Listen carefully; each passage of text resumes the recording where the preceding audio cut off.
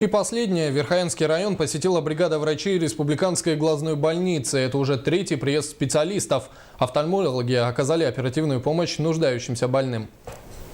Стало доброй традицией приезд врачей-хирургов Республиканской глазной больницы Верхоянский район.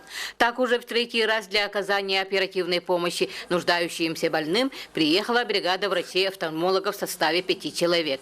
В составе бригады, подающей большие надежды, врач-офтальмолог первой категории Максим Николаевич Дечковский. Если в 2008 году он приезжал в качестве врача для обхаживания послеоперационных больных, то сегодня он уже приехал в качестве оперирующего врача.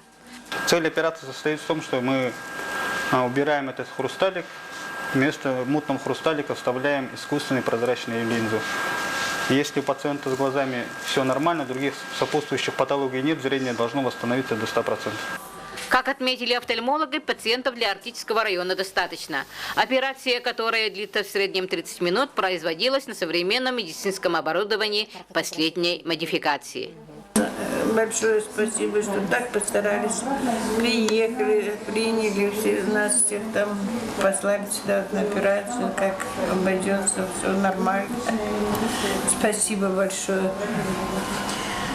от ветеранов, от всех нас. Альбина Павлова, НВК Саха, Батагай.